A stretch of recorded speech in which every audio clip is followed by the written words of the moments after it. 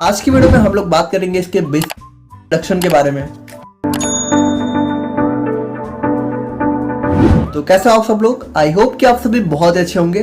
तो आज की वीडियो में हम लोग बात करेंगे अपने साइज रिडक्शन के बारे में। तो साइज रिडक्शन हमारी फार्मास्यूटिकल इंजीनियरिंग का चैप्टर नंबर 2 है और इसको हम लोग यहाँ पे 2 वीडियो में कंप्लीट कवर करेंगे, जिसमें आज की वीडियो में हम लोग बात करेंगे इसके बेसिक इंट्रोडक्शन के बारे में, इसके यहाँ पे जो भी हमारे लॉज गवर्निंग साइज रिडक्शन है, हमारा जो मैकेनिज्म है, और उसके बाद हमारे फैक्टर्स अफेक्टिंग साइज रिडक्शन के बारे में। तो आप लोग कॉपी और पेन लेके बैठ जाइए और हम लोग अपना आज का वीडियो स्टार्ट करते हैं। तो बात करें हम लोग यहाँ पे साइज रिडक्शन के बारे में। तो size reduction is a process. अच्छा देखो, साइज रिडक्शन से मतलब क्या है? देखो, साइज रिडक्शन मतलब साइज को रिड्यूस करना है, यानी साइज को छोटा करना। अब देखो, हम लोग उसको पढ़ कर आ रहे हैं अपनी फार्मेसी के अंदर, तो हम लोग यहाँ पे किसका साइज रिड्यूस करेंगे? हम लोग यहाँ पे हमारी जो दवाएं हैं उनका साइज रिड्यूस करेंगे।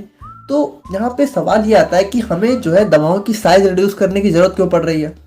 देखो, सिंपल सी बात है। पहले अगर हम लोग डेफिनेशन को देखें तो size reduction is a process of reducing large drug substances into smaller particles.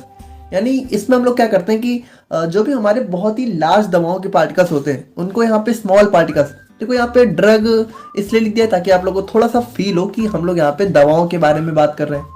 देखो एक्चुअल में होता क्या है, जैसे मान लो जब हम लोग यहाँ पे अपनी दवाएं वगैरह बनाते हैं, जैसे मान लो हमें टैबलेट बनानी है या फिर मान लो हमें कुछ पाउडर डोजेज फॉर्म बनानी है, ठीक है। तो आप लोग को पता है कि जैसे जो हमारी टैबलेट है वो हमारी यहाँ पे बहुत ही स्मॉल साइज की होती है, और अगर पाउडर्स की बात करें तो वो यहाँ पे और भी ज़्यादा महीन पार्टिकल्स होते हैं। तो देखो, जैसे हमारा जो रॉ मटेरियल्स होता है, यानी जब हम लोग जिस चीज़ से दवा वगैरह को बनाते हैं तो रॉ मटेरियल हमारा यहाँ पे इतने छोटे साइज में तो होता नहीं है। हमारा रॉ मटेरियल क्या होता है? हमारा रॉ मटेरियल बहुत ही बड़े बड़े साइज के होते हैं।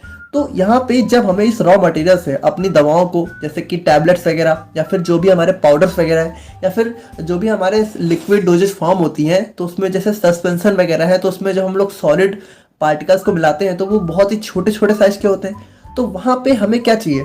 हमें चाहिए ना कि जो हमारा रॉ मटेरियल है हम लोग उसका साइज रिड्यूस करें, यानी इसके साइज को कम करके यहाँ पे छोटे छोटे साइज में कन्वर्ट करें, जिससे कि आसानी से हम लोग अपनी जो भी हमारी टैबलेट्स हैं, दवाएं हैं, उनको यहाँ पे बना सकें। तो एक साइज रिडक्शन हमारी बहुत ज़्यादा इंपॉर्टेंट प्रोसेस हो जाती है, जिसको हम लोग यहाँ पे जो भी हमारी फार्मास्यूटिकल्स इंडस्ट्रीज होती हैं उसके अंदर परफॉर्म किया जाता है, ठीक है, दवाओं को बनाने के लिए। अब यहाँ पे देखो, साइज रिडक्शन को हम लोग यहाँ पे कम्युनिशन या फिर पुल्वराइजेशन के नाम से भी जानते हैं, तो इन दो नाम से भी आप लोग इसको जान सकते हो। और बाकी अगर देखो हम लोग सिंपली बात करें तो जो हमारे सॉलिड सब्सटेंस होते हैं, जैसे मान लो अगर हमारा कोई सॉलिड है तो उसके केस में साइज रिडक्शन को हम लोग यहाँ पे ग्राइंडिंग या फिर कटिंग के द्वारा करते हैं। देखो, इन सब के बारे में बहुत डिटेल में बात करेंगे हम लोग। और बाकी अगर लिक्विड्स के केस में बात करें तो साइज रिडक्शन को हम लोग यहाँ पे इमल्सिफिकेशन या फिर एटमाइजेशन के थ्रू परफॉर्म करते हैं। तो यहाँ पे देखो, अगर हम लोग बात करें अपने साइज रिडक्शन के कुछ एडवांटेजेस के बारे में, यानी कि साइज रिडक्शन से हमें क्या क्या फायदे देखने को मिलते हैं और या फिर हमें क्यों करना चाहिए। तो देखो, सबसे पहला एडवांटेज हमारा यहाँ पे आ जाता है कंटेंट यूनिफॉर्मिटी। देखो यहाँ पे इसको ध्यान से समझना। With smaller particle size number of particles increases, ठीक है। जैसे जैसे हम लोग, जैसे मान लो हमारा कोई बड़ा सा पार्टिकल है और हम लोग इसको जब रिड्यूस कर रहे हैं तो क्या होता है? यहाँ पे इसके नंबर ऑफ पार्टिकल्स इंक्रीज करेंगे। जैसे इसका साइज रिड्यूस किया तो यहाँ पे छोटे छोटे पार्टिकल्स में काफी सारे कन्वर्ट हो जाएगा, तो नंबर ऑफ पार्टिकल्स इसके इंक्रीज करेंगे, ठीक है, सिंपल सी बात है। Now larger the number of particles better is mixing. अब देखो, जैसे मान लो कोई हम लोग बहुत ही बड़ा बड़ा सब्सटेंस ले रहे हैं, मान लो हम लोगों ने इतने बड़े बड़े कोई 2 सब्सटेंस लिए, ठीक है, और हम लोग इनको यहाँ पे आपस में मिक्स करने की कोशिश करें तो इनका मिक्स होना थोड़ा सा डिफिकल्ट है। वहीं अगर हम लोग यहाँ पे इसका साइज रिड्यूस कर दे, काफी छोटे छोटे पार्टिकल्स में इसको कन्वर्ट कर दे, ठीक है, और अब अगर मान लो ये दोनों अलग अलग नेचर के हैं और हमें इन्हें मिक्स करना है तो यहाँ पे इनकी मिक्सिंग काफी ईजी हो जाएगी। और यहाँ पे इसकी वजह से क्या होगा कि बेटर कंटेंट यूनिफॉर्मिटी। और देखो, जब यहाँ पे साइज इनका रिड्यूस हो जाएगा तब इनकी मिक्सिंग ईजी हो जाएगी, जिसकी वजह से देखो यहाँ पे एक यूनिफॉर्म, यानी देखो पहले क्या है कि मान लो ये हमारा कुछ अलग साइज का है, ये हमारा कुछ अलग साइज का है, लेकिन जब साइज रिड्यूस कर दिया तो सारे यहाँ पे लगभग एक यूनिफॉर्म साइज में हमें देखने को मिलने लगे। तो उसकी वजह से हमें जो है कंटेंट यूनिफॉर्मिटी देखने को मिलती है। बाकी हम लोग बात करें यूनिफॉर्म फ्लो की, तो smaller and controlled particle size promotes flow of powders, this helps in tablet compression. देखो जैसे कि हमारी इंडस्ट्रीज में कुछ प्रोसेस होती हैं, वैसे इन सबको काफ़ी डिटेल में हमें आने वाले सेमेस्टर्स में पढ़ना है, कैसे हम लोग टैबलेट वगैरह बनाते हैं। तो टैबलेट बनाने के लिए एक प्रोसेस होती है टैबलेट कंप्रेशन। तो जो टैबलेट कंप्रेशन है या फिर कैप्सूल की फिलिंग है, तो उसके लिए जैसे हमारे जो स्मॉल और कंट्रोल साइज होते हैं, ठीक है, तो वो यहाँ पे काफ़ी सुटेबल होते हैं। जैसे कैप्सूल्स में हमें जब कुछ ग्रेन्यूल्स को फिल करना है तो वो स्मॉल साइज के होंगे तो उनकी फिलिंग काफ़ी आसानी से हो जाती है। बाकी हम लोग बात करें तो इफेक्टिव ड्राइंग, यानी कि देखो जैसे मान लो कोई हमारा बहुत बड़ा सा पार्टिकल है और उसको हम लोगों ने सूखने के लिए रखा और वहीं हम लोगों ने इसको बहुत ही छोटे छोटे पार्टिकल्स में कन्वर्ट कर दिया। तो यहाँ पे देखो ये जो छोटे छोटे पार्टिकल्स हैं, क्योंकि इनका सरफेस एरिया भी यहाँ पे काफ़ी बढ़ जाता है, उसकी वजह से क्या होगा कि इनकी ड्राइंग यहाँ पे ईजी और फास्ट हो जाती है, ठीक है। और उसके बाद इम्प्रूव्ड स्टेबिलिटी। अब देखो इस चीज़ को ध्यान से समझना, smaller particle size decreases the sedimentation rate दस इंक्रीजेज स्टेबिलिटी ऑफ सस्पेंशन। देखो आप लोगों को अगर याद हो तो हम लोगों ने क्या देखा था, जो हमारे सस्पेंशंस होते हैं, ठीक है, सस्पेंशंस हमारी क्या होती है, बाईफेजिक लिक्विड डोजेज फॉर्म। तो ये जो हमारे सस्पेंशंस होते हैं इनके अंदर देखो क्या होता है, इनके अंदर हमारा जो लिक्विड होता है उसके अंदर हमारे सॉलिड कुछ यहाँ पे ग्रेन्यूल्स होते हैं, है ना। तो ये जो हमारे सॉलिड ग्रेन्यूल्स होते हैं ये क्या होते हैं, ये हमारे सेडिमेंट, यानी कि ये जो है नीचे जाके बैठ जाते हैं। आप लोग को पता होगा अगर याद हो थोड़ा बहुत, तो जहाँ पे देखो जितना स्मॉलर पार्टिकल साइज होगा, ठीक है, इनका जो सेडिमेंटेशन रेट है वो इतना कम होगा। और देखो जितना इसका सेडिमेंटेशन रेट कम होगा उतना हमारा सस्पेंशन ज़्यादा स्टेबल होगा, क्योंकि देखो सस्पेंशन में सेडिमेंट फॉर्म होने से क्या होता है, उसकी स्टेबिलिटी कम हो जाती है। और उसके बाद बात करें तो इम्प्रूव्ड एब्जॉर्प्शन। अब देखो सिंपल सी बात है कि जो हमारा स्मॉलर पार्टिकल साइज होगा, जैसे आप लोग को पता हो कि जैसे जब मान लो हम लोग जो है कोई बड़ी सी टैबलेट खाते हैं, ठीक है, हम लोगों ने एक टैबलेट खाई, तो टैबलेट क्या होता है, सबसे पहले हमारी बॉडी में जाके पहले ये ब्रेक होती है, ठीक है, और उसके बाद जाके हमारे एब्जॉर्ब होती है। वहीं अगर मान लो हम लोग जो है कोई पाउडर डोजेज फॉर्म ले रहे हैं, तो यहाँ पे इसकी जो ब्रेकिंग वाली प्रोसेस है, जैसे टैबलेट पहले हमारी बॉडी में जाके ब्रेक होगी, ठीक है, तब जाके एब्जॉर्ब होगी, और जो हमारा पाउडर है वो ऑलरेडी हमारे काफ़ी स्मॉल फॉर्म में है, तो ये डायरेक्टली हमारी बॉडी में जाके एब्जॉर्ब हो जाएगा। तो यहाँ पे क्या है कि इसका एब्जॉर्प्शन भी हमारा बढ़ जाता है, ठीक है। तो ये सारी चीज़ें हमें जो है अपने साइज रिडक्शन से देखने को मिलती हैं, तो काफ़ी एक ज़रूरी प्रोसेस हो जाता है। अब देखो अगर किसी चीज़ के कुछ एडवांटेज हैं तो कुछ तो हमारे डिसएडवांटेज भी होते हैं। जैसे कि बात करें हम लोग यहाँ पे अपने साइज रिडक्शन के कुछ डिसएडवांटेजेस के बारे में, तो यहाँ पे देखो सबसे पहला डिसएडवांटेज हमारा आ जाता है ड्रग डिग्रेडेशन। देखो होता क्या है, कुछ हमारे होते हैं thermolabile substance having chances of degradation due to the heat produce during milling. देखो अभी आने वाला जो हमारा लेक्चर है उसमें हम लोग देखेंगे कि साइज रिडक्शन के लिए बेसिकली हमारे पास होती हैं कुछ मिल, ठीक है। तो इन मिल्स के अंदर ही हम लोग क्या करते हैं, साइज रिडक्शन को परफॉर्म करते हैं। तो होता क्या है कि जब हमारी ये मिल्स काम करती हैं तो ये काफ़ी हीट हो जाती हैं। जैसे आप लोगों को पता है कि कोई भी मशीन वगैरह जब ज़्यादा देर तक चलती है तो वो हीट हो जाती है। तो उस हीट की वजह से क्या होता है कि जो हमारे थर्मोलेबाइल सब्सटेंस, यानी कि जो हीट सेंसिटिव होते हैं, यानी जिनको यहाँ पे हीट से बहुत जल्दी नुकसान हो जाता है, तो वो सब्सटेंस क्या हो सकते हैं, वो सब्सटेंस हमारे डिग्रेड हो सकते हैं, ठीक है। जैसे साइज रिडक्शन करने के लिए हम लोग जो मशीनों का यूज करते हैं, तो वो मशीनें अगर ज़्यादा देर तक चलती हैं तो हीट होती हैं। उस हीट की वजह से अगर कोई हीट लेबाइल सब्सटेंस है तो वो खराब हो सकता है। बाकी बात करें पुअर मिक्सिंग। अब पुअर मिक्सिंग थोड़ा सा आप लोग को अजीब लग रहा होगा, लेकिन इसको ऐसे समझो कि जो वेरी स्मॉल पार्टिकल्स हैं उनके अंदर क्या हो जाता है, स्ट्रॉन्ग कोहेसिव फोर्स। जैसे मान लो जो बहुत स्मॉल पार्टिकल्स हो गए, तो इनके बीच में क्या है कि कोहेसिव फोर्स, यानी कि देखो दो पार्टिकल्स के बीच में जो अट्रैक्शन फोर्स होती है दो सेम पार्टिकल्स के बीच में, उसको हम लोग बोलते हैं कोहेसिव फोर्स। तो होता क्या है कि जब हमारे पार्टिकल्स बहुत स्ट्रांग हो जाते हैं तो इनके बीच में कोहेसिव फोर्स यहाँ पे बढ़ जाती है। तो जैसे जब हम लोग यहाँ पे इनकी मिक्सिंग करते हैं, जैसे मान लो हम लोगों ने बहुत ही छोटे छोटे पार्टिकल्स हैं और इसको यहाँ पे मान लो हम लोगों ने किसी सॉल्यूशन में डाल के इसको मिक्स करने की कोशिश करी, तो होता क्या है इनके अंदर जो है मतलब अट्रैक्शन फोर्स बढ़ जाती है, जिसकी वजह से ये आपस में ही चिपक जाते हैं, ठीक है, और एक यहाँ पे एग्रीगेट्स फॉर्म कर लेते हैं। यानी कि एग्रीगेट्स मतलब ऐसे समझो कि ये आपस में ही चिपक के मतलब ऐसे ऐसे थोड़ा सा एक गुच्छा टाइप का फॉर्म कर लेते हैं, ठीक है। तो ये चीज़ हमें थोड़ा सा पुअर मिक्सिंग देखने को मिल सकती है, ऑल्दो ये हमेशा नहीं होता है, कभी कभी हो सकता है, depend on nature of particle, ठीक है। एंड उसके बाद बात करें कंटामिनेशन, तो यहाँ पे देखो ये चीज़ थोड़ा सा इंपॉर्टेंट है कि there are chances of contamination during milling and grinding. देखो होता क्या है कि जैसे ये जो हमारी मिल्स होती हैं, तो इन मिल्स के अंदर जब हम लोग यहाँ पे अपने पार्टिकल्स का साइज रिड्यूस करते हैं, तो जब यहाँ पे क्या होता है, देखो ये मिल्स भी तो हमारी किसी मटेरियल की मिलके बनी होती हैं, जैसे हो सकता है कि आयरन या फिर एल्यूमिनियम, सिल्वर, कॉपर, जिसकी भी मिलके बनी हो। तो होता क्या है कि जब हम लोग साइज रिडक्शन कर रहे होते हैं तो कभी कभी ये जो जिस मटेरियल से मिलके ये हमारी मिल बनी होती है, तो वो मटेरियल भी कभी कभी थोड़ा बहुत यहाँ पे हमारी जो भी साइज रिडक्शन की प्रोसेस हम लोग कर रहे हैं, तो वो हमारी दवाओं में आके मिक्स हो जाता है, जिसकी वजह से क्या हो सकता है, वो हमारा कंटामिनेट कर सकता है, यानी हमारी जो दवाएं हैं उसके अंदर इम्प्योरिटी को फॉर्म कर सकता है, ठीक है। तो ये हमारे कुछ डिसएडवांटेजेस हो सकते हैं साइज रिडक्शन के। बाकी अब हम लोग यहाँ पे बात करें अपने ऑब्जेक्टिव्स ऑफ साइज रिडक्शन के बारे में, यानी कि इसका हमारा उद्देश्य क्या है, साइज रिडक्शन हम लोग क्यों कर रहे हैं, ऑब्जेक्टिव क्या है इसका। तो देखो ऑब्जेक्टिव देखो इसको आप लोग बिल्कुल थोड़ा सा एडवांटेजेस से ही रिलेट कर सकते हो, जैसे कि size reduction leads to increase surface area that enhances the rate of physical और केमिकल प्रोसेस। देखो यहाँ पे क्या है कि साइज रिडक्शन की क्या वजह से क्या होता है, देखो जैसे साइज रिडक्शन है हमारा सरफेस एरिया बढ़ाता है। जैसे मान लो यहाँ पे हमारा कोई, देखो इसको बिल्कुल सिंपली समझो, मान लो ये हमारा कोई इतना बड़ा सा कोई पार्टिकल है और जब हम लोग इसका साइज रिड्यूस कर रहे हैं तो देखो इसका सरफेस एरिया बढ़ रहा है ना। जैसे हम लोगों ने इसको पहले 2 में किया तो इतना सरफेस बढ़ा, फिर 2 से इसको 4 में किया तो इतना सरफेस बढ़ा, यानी सरफेस एरिया देखो साइज रिडक्शन के साथ बढ़ता है। तो उसकी वजह से क्या होता है, हमारी कुछ फिजिकल और केमिकल प्रोसेस होती हैं जो कि यहाँ पे उनका रेट यहाँ पे बढ़ जाता है, ठीक है। और उसके बाद हम लोग बात करें तो reducing the size of particles leads to ease of mixing and improves dissolution rate and solubility. देखो सिंपल सी बात है कि हम लोग यहाँ पे जितना छोटे छोटे पार्टिकल्स कर देंगे, ठीक है, तो जैसे मान लो आपको पता है कि हम लोग पानी में जब चीनी को मिलाते हैं, ठीक है, जैसे शुगर को मिला रहे हैं, और अगर वहीं पे मानकर हम लोग कंपेयर करें कि पानी में हम लोग जो है अपने सॉल्ट को मिला रहे हैं, नमक को मिला रहे हैं, तो आपको पता है कि कौन ज़्यादा तेज़ी से मिक्स होता है। हमारा जो सॉल्ट है वो यहाँ पे पानी में काफ़ी तेज़ी से मिक्स हो जाता है। क्यों?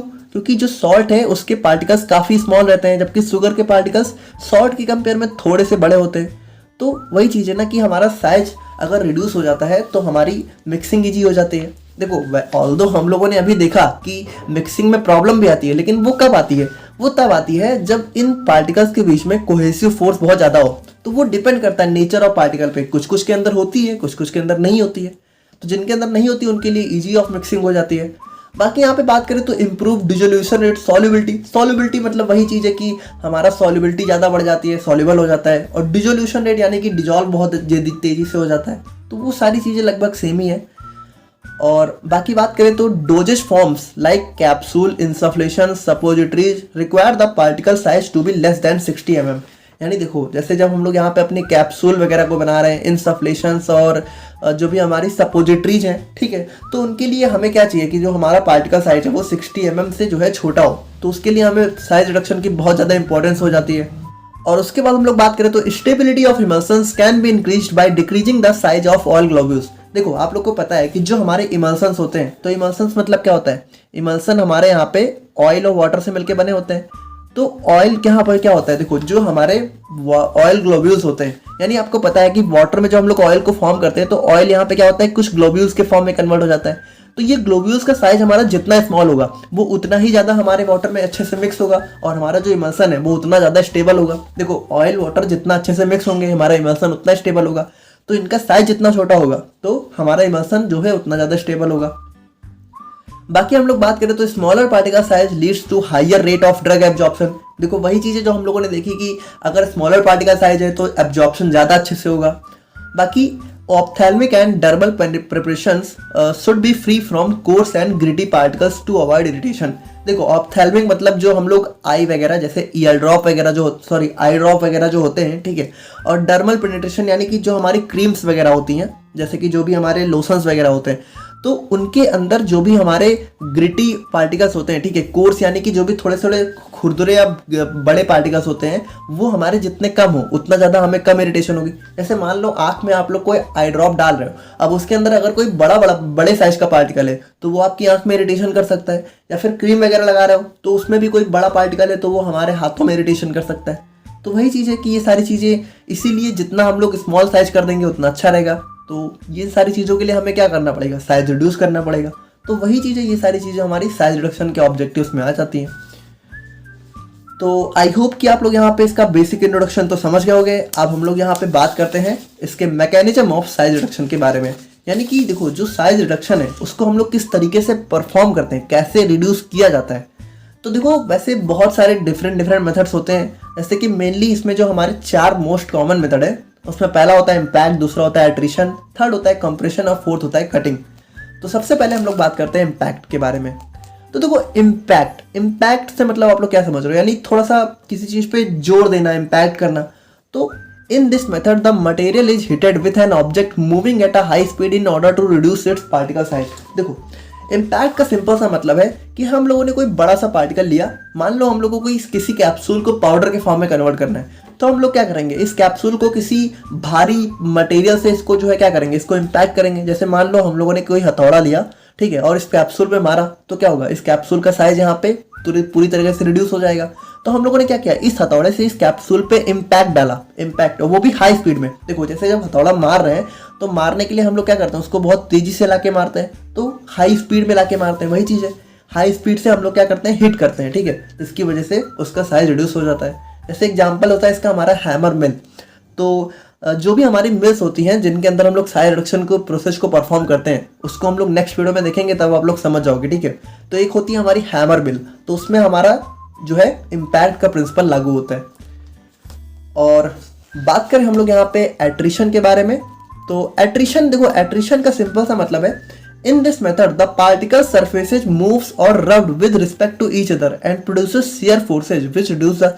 देखो इसमें होता क्या है, इसमें सिंपली क्या होता है कि जो दो पार्टिकल्स हैं, मान लो जैसे हमारी जिसका हम लोग साइज रिड्यूस कर रहे हैं, तो दो या दो से ज्यादा पार्टिकल्स हैं, तो इनको हम लोग क्या करते हैं, ये आपस में ही लड़के, मतलब आपस में रब होके यहाँ पे इनके अंदर एक शियर फोर्स लगता है, जिसकी वजह से इनका साइज रिड्यूस हो जाता है। जैसे देखो मान लो ये हमारे दो पार्टिकल्स हैं और ये आपस में ही रब हो रहे हैं, ठीक है, आपस में ही रगड़ रहे हैं, और आपस में रगड़ने की वजह से क्या हो रहा है, इनका साइज यहाँ पे रिड्यूस हो रहा है, ठीक है। मतलब ये आपस में एक दूसरे से ही लड़के क्या हो रहा है, इनके ऊपर एक इम्पैक्ट लग रहा है, जिसकी वजह से इनका साइज रिड्यूस हो जा रहा है।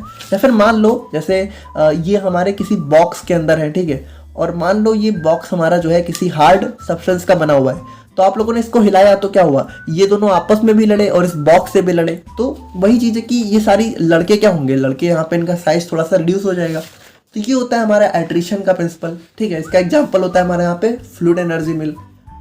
और फिर आता है हमारे यहाँ पे कंप्रेशन। तो देखो कंप्रेशन काफ़ी सिंपल सा है, in this method the material is crushed between rollers by the application of pressure mainly used for hard materials. देखो इसमें क्या होता है, जैसे कि इसमें क्या होता है कि हम लोगों ने कोई बहुत ही भारी सा मतलब मटेरियल लिया, ठीक है, जैसे हम लोगों ने, देखो इसके अंदर क्या होता है, जैसे हमारे कुछ रोलर्स होते हैं, ठीक है, रोलर्स, तो इनके बीच में हम लोग क्या करते हैं, जैसे मान लो ये हमारा एक नीचे कोई सरफेस है, ठीक है, और यहाँ पे ये हमारा ड्रग पार्टिकल है, यहाँ पे हम लोगों ने इसको रखा, ठीक है, और यहाँ पे हम लोगों ने क्या किया, ऊपर से हम लोगों ने बहुत ही प्रेशर से, ठीक है, इसके ऊपर हम लोगों ने प्रेशर डाला और यहाँ पे इसको क्या किया, पूरी तरीके से क्रश कर दिया।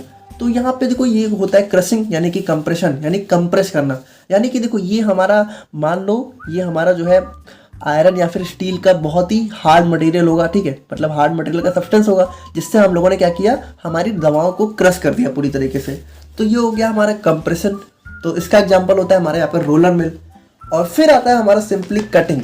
तो देखो कटिंग मतलब सिंपल है, यानी कि इसमें हम लोग क्या करते हैं, इसमें हम लोग जो है in this method materials are cut with the help of sharp blades. जैसे इसमें क्या होता है कि हमारे जो भी मटेरियल्स है उसको हम लोग सिंपली कट कर देते हैं, ठीक है। जैसे इसका मान लो ये हमारा कोई सब्सटेंस है, इसका साइज रिड्यूस करना है, तो हम लोगों ने इसको क्या किया, स्मॉल स्मॉल पीसेज में कट कर दिया। तो इसका सिंपल सा ये कटिंग है। तो ये हमारे कुछ मैकेनिज्म होते हैं जिसके थ्रू हम लोग यहाँ पे साइज को रिड्यूस कर सकते हैं। और बात करें हम लोग यहाँ पे अपने लॉ गवर्निंग साइज रिडक्शन के बारे में, तो यहाँ पे देखो मेनली हमारे 3 लॉज होते हैं जो कि साइज रिडक्शन के लिए दिए गए हैं। जैसे इसमें सबसे पहले होता है हमारे यहाँ पे किक्स लॉ। तो बात करें हम लोग यहाँ पे अपने किक्स लॉ के बारे में, तो यहाँ पे देखो ये क्या कहता है, according to this law the energy required to reduce the size of the particles is directly proportional to the ratio of size reduction. देखो यहाँ पे ये सिंपली ये कहता है कि आप लोग जितना ज़्यादा साइज को रिड्यूस करते जाओगे, जैसे मान लो आप लोगों ने कोई सब्सटेंस लिया, अब जितना ज़्यादा इसका साइज रिड्यूस करते जाओगे उतनी ज़्यादा एनर्जी रिक्वायर होगी। देखो इसमें आप लोग कंफ्यूज मत हो, इसको एक एग्जांपल से ऐसे समझो कि मान लो आप लोगों ने कोई ऐसे बड़ी सी लकड़ी का टुकड़ा लिया, ठीक है। अब इस लकड़ी के टुकड़े को मान लो आप लोगों ने सबसे पहले 2 टुकड़ों में तोड़ा, तो देखो इसको 2 में तोड़ना आसान है, ठीक है, क्योंकि इसका साइज बड़ा है। अब मान लो इस 2 को अब फिर से 2 में तोड़ना है, तो चलो इसको भी आप लोगों ने किसी तरह तोड़ लिया, इसका भी साइज थोड़ा बहुत बड़ा था। लेकिन अब मान लो ये हमारे इतने इतने साइज के हो चुके हैं, अब अगर मान लो इनको आप लोगों को और छोटे साइज में तोड़ना है, ठीक है, इनको भी यहाँ पे इनका साइज रिड्यूस करना है, तो इनका साइज रिड्यूस करने के लिए आप लोग को और ज्यादा एनर्जी देनी पड़ेगी, ठीक है। इसको ऐसे समझो कि मान लो पहले एनर्जी आप लोग सिर्फ एक के लिए अप्लाई कर रहे थे, और मान लो फिर 2 है तो यहाँ पे दोनों में एनर्जी लगानी पड़ेगी, फिर हमारे 4 पीसे जो है तो 4 में एनर्जी लगानी पड़ेगी। तो यहाँ पे जितना हमारा साइज रिड्यूस होगा उतनी ज़्यादा हमें एनर्जी देनी पड़ेगी। और यहाँ पे इसके लिए एक इक्वेशन होती है हमारी E इज इक्वल टू के log d1 divided by d2, ठीक है। तो यहाँ पे जो हमारा के होता है वो होता है हमारे यहाँ पे किक्स कांस्टेंट, और d1 होता है हमारे यहाँ पे इनिशियल डायमीटर, यानी कि जो सब्सटेंस आप लोगों ने लिया है तो सबसे पहले जो हमारा इनिशियल है, उसके बाद जहाँ पे जितना साइज रिड्यूस करते हैं तो जो हमारा फाइनल डायमीटर है वो हमारा d2 है, ठीक है। और बात करें हम लोग यहाँ पे रिटिंगर्स लॉ की, तो यहाँ पे देखो इन्होंने भी सेम बात करी है, लेकिन इन्होंने यहाँ पे बात देखो जो हमारे किक्स लॉ थे उन्होंने डायमीटर या फिर साइज रेशियो रिडक्शन के रेशियो में बात करी, और यहाँ पे देखो ये जो हमारा d1/d2 है यही हमारा जो है साइज रिडक्शन रेशियो होता है, ठीक है। और रिटिंगर्स लॉ की बात करें तो ये हमारी बात करते हैं in the terms of surface area, ठीक है। बात वही है, बस कहने का तरीका थोड़ा सा अलग है। According to this law, energy required for size reduction is directly proportional to the new surface area produced, ठीक है। और इसकी भी इक्वेशन होती है ER = KR/SN - SI। तो यहाँ पे देखो जो हमारा KR है वो हमारा रिटिंगर्स कांस्टेंट, SN हमारा जो है न्यू सरफेस एरिया। देखो इनका क्या कहना है कि देखो सिंपल सी बात है, आप लोग साइज रिड्यूस करोगे तो सरफेस एरिया बढ़ेगा। जैसे मान लो इसको आप लोगों ने कोई हमारा सब्सटेंस है इसका साइज रिड्यूस किया, ठीक है, तो देखो जैसे जैसे साइज रिड्यूस करते जा रहे हैं वैसे वैसे देखो सरफेस एरिया बढ़ता जा रहा है। तो जितना ज़्यादा सरफेस एरिया बढ़ेगा उतनी ज़्यादा एनर्जी हमें देनी पड़ेगी, यानी कि न्यू सरफेस एरिया, यानी देखो न्यू सरफेस एरिया हमारा जैसे जैसे बढ़ता जाएगा तो हमें एनर्जी भी ज़्यादा देनी पड़ेगी। तो वही चीज़ है। और बाकी हम लोग बात करें अपने थर्ड एंड फाइनल लॉ की, तो ये होता है हमारे यहाँ पे बॉन्ड्स लॉ। तो देखो बॉन्ड्स लॉ ने भी देखो ये जो सारे लॉ है ना, जो भी हमारे लॉ गवर्निंग साइज रिडक्शन है, ये हमारे बात लगभग एक ही करते हैं, बस सबके थोड़ा कहने का तरीका थोड़ा थोड़ा सा अलग है। जैसे इन्होंने यहाँ पे थोड़ा सा एनर्जी और वर्क दोनों को आपस में रिलेट करके बात करी। देखो इन्होंने यहाँ पे क्या बोला कि जो यहाँ पे एनर्जी या फिर वर्क लग रहा है साइज को रिड्यूस करने में, वो हमारी जो है प्रोपोर्शनल होता है न्यू क्रैक लेंथ के, ठीक है। इसमें यहाँ पे हमारा इसकी भी इक्वेशन होती है E/W = √100 / d1 - 100 / d2। तो यहाँ पे E होता है हमारा एनर्जी रिक्वायर्ड, W होता है बॉन्ड वर्क इंडेक्स, d1 होता है डायमीटर ऑफ सीव। अच्छा यहाँ पे देखो सीव वगैरह के बारे में आप लोग को आने वाले चैप्टर्स में पढ़ना है, तो ये सारी चीज़ें आप लोग वहाँ ज़्यादा अच्छे से समझ जाओगे। बाकी यहाँ पे सिंपली समझो, यहाँ पे होता है diameter of sieve that allows 80% of feed mass. Feed मतलब कि जो हमारा स्टार्टिंग मटेरियल है। और यहाँ पे D2 होता है diameter of sieve that allows 80% of ground mass, यानी कि जो हमारा फाइनल सब्सटेंस निकल के आया है। तो ये होते हैं हमारे यहाँ पे कुछ law governing size reduction. And अब हम लोग यहाँ पे फाइनली बात करते हैं अपने फैक्टर्स अफेक्टिंग साइज रिडक्शन के बारे में, यानी कौन कौन से हमारे फैक्टर्स हैं जो कि हमारी साइज रिडक्शन की प्रोसेस को अफेक्ट करते हैं। तो यहाँ पे भी देखो हमारे बहुत सारे फैक्टर्स आ जाते हैं, जैसे हमारा हार्डनेस हो गया, toughness, abrasiveness, stickiness, slipperiness, melting point and explosiveness. तो सबको हम लोग यहाँ पे एक एक करके देखते हैं। जैसे सबसे पहले हम लोग बात करते हैं अपने हार्डनेस के बारे में। देखो बहुत ही सिंपल सी बात है, the size reduction of soft material is comparatively easier than hard substance. जैसे मान लो कोई सब्सटेंस हमारा बहुत हार्ड है, जैसे इसको ऐसे समझो, मान लो हमारा कोई आयरन का सब्सटेंस है, ठीक है, कोई लोहा है, और मान लो हमारा कोई प्लास्टिक है, तो लोहे का साइज रिड्यूस करना आपके लिए काफ़ी टफ होगा, क्योंकि वो यहाँ पे क्या होता है, बहुत हार्ड होता है। वहीं अगर कोई प्लास्टिक है तो उसको तोड़ना यहाँ पे काफ़ी आसान है। तो वही चीज़ है, harder the material more it is difficult to reduce the size. और उसके बाद हम लोग यहाँ पे बात करें अपने टफनेस के बारे में, तो देखो ये टफनेस हमारी हार्डनेस से भी ज़्यादा इंपॉर्टेंट प्रॉपर्टी होती है, क्योंकि हमारे जो ऐसे मटेरियल्स होते हैं जो कि सॉफ्ट तो हैं लेकिन अगर वो टफ हैं तो उनका साइज रिड्यूस करना ज़्यादा प्रॉब्लमेटिक होता है, ठीक है। जैसे कि इसका बहुत ही सिंपल सा एग्जांपल है कि मान लो आपके पास कोई चॉक स्टिक है, ठीक है, और मान लो वहीं आपके पास कोई रबड़ है, तो देखो रबड़ यहाँ पे चॉक स्टिक यानी चॉक से कंपेयर में सॉफ्ट तो बहुत है, लेकिन रबड़ को यहाँ पे ब्रेक करना काफ़ी टफ है, क्योंकि इसके अंदर टफनेस बहुत ज़्यादा होती है। वहीं अगर चॉक स्टिक को साइज तोड़ना है तो उनका साइज रिड्यूस करना काफ़ी आसान है। तो वही चीज़ है, इस तरीके से आप लोग समझ सकते हो। यानी कुछ ऐसी हमारी दवाएं होती हैं जो कि सॉफ्ट तो होती हैं लेकिन टफ बहुत ज़्यादा होती हैं, तो उनके साइज रिडक्शन करने में भी काफ़ी प्रॉब्लम आती है। और बाकी हम लोग बात करें अपने थर्ड प्रॉपर्टी की, तो ये होता है हमारे यहाँ पे एब्रासिवनेस। तो इसके अंदर देखो क्या होता है, इट इज़ द, देखो ये हमारे हार्ड, देखो इसका सिंपल सा मतलब होता है थोड़ा सा खुरदुरापन, ठीक है। यानी हमारे कुछ ऐसे सब्सटेंस होते हैं ना जो थोड़े से खुरदुरे होते हैं। जैसे इसका एग्जाम्पल, जैसे हमारी जो ईंट होती है, ब्रिक आप लोगों ने देखी है, तो वो काफ़ी खुरदुरी टाइप की होती है ना। तो हमारे कुछ ऐसी हमारे कुछ ड्रग सब्सटेंस होते हैं जो कि काफ़ी खुरदुरे होते हैं। तो वो क्या होता है, देखो वो भी हमारे काफ़ी प्रॉब्लम कॉज करते हैं, क्योंकि वो क्या होता है कि जैसे जो हमारे खुरदुरे सब्सटेंस हैं ड्रग वाले, ठीक है, तो वो क्या होता है कि वो हमारे जैसे जो हमारी मिल्स वगैरह हैं जिसके अंदर वो ग्राइंड हो रहे हैं, ठीक है, जिसके अंदर उनका साइज रिड्यूस हो रहा है, तो वो अपने खुरदुरेपन की वजह से कभी कभी जो उसका मिल्क का मटेरियल होता है उसके साथ भी यहाँ पे मिक्स होकर कंटामिनेट कर देते हैं। तो ये भी हमारा एक काफ़ी इंपॉर्टेंट फैक्टर हो जाता है। और उसके बाद हम लोग बात करें अपने स्टिकीनेस के बारे में, तो देखो कुछ हमारे ऐसे मटेरियल्स होते हैं जो कि थोड़े से चिपचिपे यानी कि स्टिकीनेस होते हैं, जिनके अंदर थोड़ा सा स्टिक करने की प्रॉपर्टी होती है। तो देखो ये भी हमारी एक बहुत ही कंसिडरेबल डिफिकल्टी है, क्योंकि यहाँ पे देखो होता क्या है, जैसे मान लो ये हमारी एक मिल है, ठीक है, और मिल्क के अंदर मान लो हमारा साइज रिड्यूस होना है, तो ये यहाँ पे क्या होता है कि ये जो हमारे मतलब स्टिकी सब्सटेंस होते हैं ये हमारे इस मिल्क की वॉल पे जाके चिपक जाते हैं, क्योंकि इनके अंदर यहाँ पे थोड़ा सा चिपचिपापन होता है, ठीक है।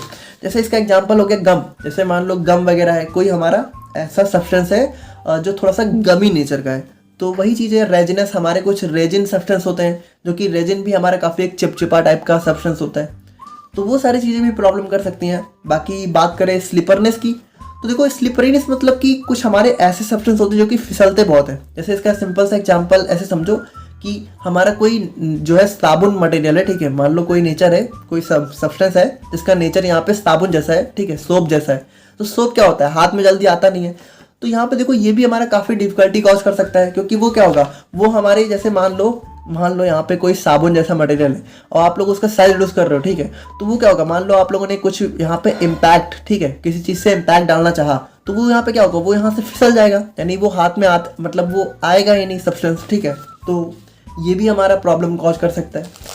बाकी हम लोग बात करें मेल्टिंग पॉइंट की, तो देखो कुछ हमारे ऐसे सॉलिड होते हैं जिनका मेल्टिंग पॉइंट काफ़ी ज़्यादा लो होता है, तो जैसे आप लोगों को पता है, जैसे स्टार्टिंग में हम लोगों ने बताया कि जैसे जब मशीन्स चलती हैं तो मशीन्स चलते चलते क्या होता है, थोड़ा हीट हो जाती हैं, गर्म हो जाती हैं। अब अगर मान लो कोई सॉलिड है उसका मेल्टिंग पॉइंट काफ़ी कम है, तो जैसे ही मशीन गर्म होगी, ठीक है, यानी जैसे ही मशीन हीट होगी तो ये जो सॉलिड है ये क्या होगा, थोड़ा सा मेल्ट होना चालू हो जाएगा, यानी ये थोड़ा सा सॉफ्ट होना चालू हो जाएगा, तो वो चीज़ भी काफ़ी प्रॉब्लम कर सकता है। तो इस प्रॉब्लम को हम लोग ओवरकम कैसे कर सकते हैं, बाई कूलिंग द मिल, यानी अपनी मिल को टाइम पे थोड़ा सा कूल करके, यानी जैसे थोड़ी देर चलाया, जैसे गर्म हुई वैसे हम लोगों ने थोड़ा सा उसको रिलीफ कर दिया, कूल कर दिया, ठीक है, या फिर एक कूल एटमॉस्फेयर लगा दिया जैसे। तो यहाँ पे देखो जो भी हमारी इंडस्ट्री वगैरह होती हैं तो वहाँ पे ये कूल एटमॉस्फेयर बनाने की कोशिश भी की जाती है, ठीक है, जैसे जो भी हमारी मशीनें बहुत ज़्यादा गर्म होती हैं या फिर जो भी हमारे ऐसे सब्सटेंस होते हैं। और उसके बाद हम लोग बात करें अपने लास्ट फैक्टर की, तो देखो कुछ ऐसे मटेरियल्स होते हैं जो कि थोड़ा सा एक्सप्लोजिव नेचर के होते हैं। एक्सप्लोजिवनेस का मतलब थोड़ा सा जैसे बम वगैरह फटते हैं ना, तो कुछ हमारे ऐसे मटेरियल्स भी होते हैं जो कि थोड़ा सा उनके अंदर एक्सप्लोजिव नेचर होता है, तो वो भी हमारे बहुत प्रॉब्लम कॉज कर सकते हैं। जब मान लो आप लोगों ने जैसे मान लो कोई एक्सप्लोजिव सब्सटेंस है, ठीक है, और मान लो आप लोगों ने उस पर क्या हुआ कि कुछ भी इम्पैक्ट वगैरह डाला, तो क्या होगा, वो यहाँ पे फट सकता है। तो ऐसे मटेरियल्स के लिए हम लोग क्या करते हैं कि थोड़ा सा या तो उसको वेट मटेरियल्स, मतलब थोड़ा सा ग्राउंड हम लोग वेट रखते हैं, या फिर हम लोग जो है थोड़ा सा इनर्ट एटमॉस्फेयर, यानी वहाँ पे हम लोग एटमॉस्फेयर को पूरी तरीके से इनर्ट रखने की कोशिश करते हैं। तो ये था हमारे यहाँ पे साइज रिडक्शन का बेसिक इंट्रोडक्शन। आई होप कि आप लोगों को सारी चीज़ें समझ में आ गई होंगी। कुछ डाउट है तो आप लोग कमेंट करके बताना। मिलते हैं हम लोग यहाँ पे नेक्स्ट वीडियो में, और वीडियो पसंद आए तो लाइक कर देना। Thank you so much.